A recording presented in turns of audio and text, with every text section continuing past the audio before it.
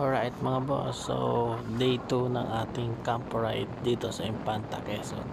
So ngayon maghanap tayo ng falls para tayo makaligo naman sa malamig na klima. Alright, let's go!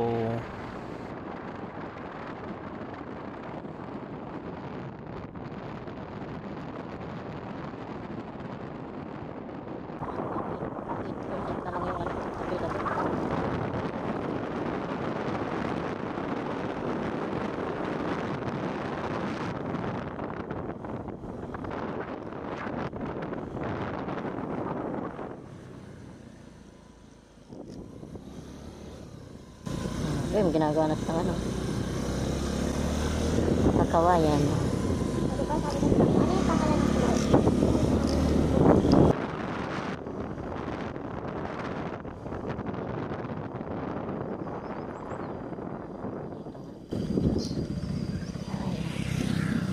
Kita niyan guys.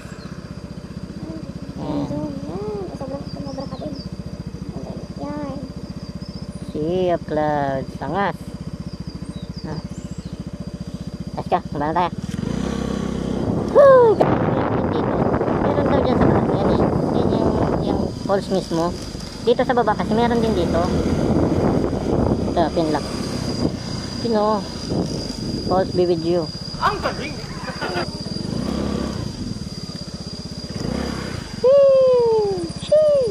So yun yung pinlock.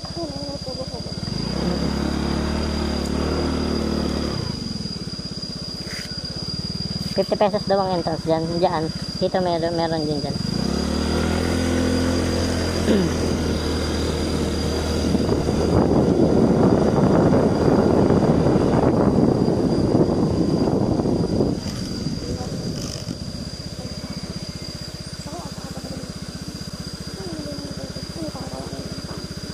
Uy, kakain na pala.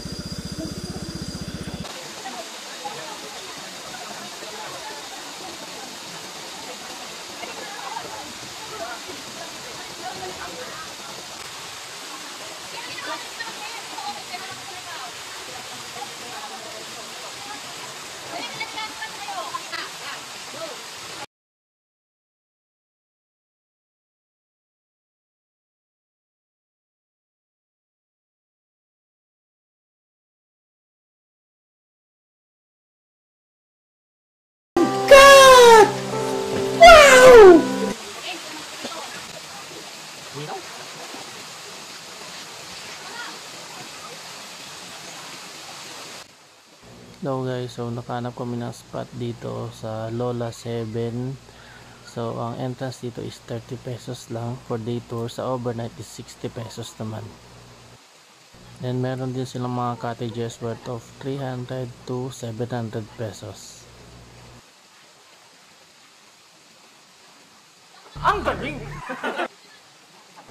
Kung gusto niyo naman mag-overnight, meron silang transient dito na worth of 1,500 at yung 2,500 nila.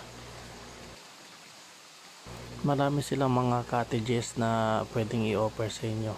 Malinaw yung tubig, sobra din, ang lamig talaga ng tubig nila.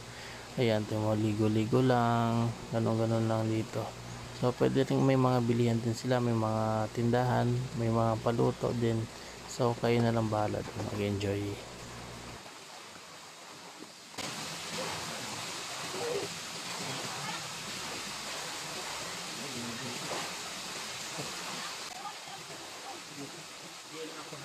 Hello guys.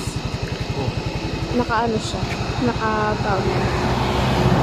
Basa kami after ligo. Matatapang daw kasi kami. Tapang na tao. Tapang kami.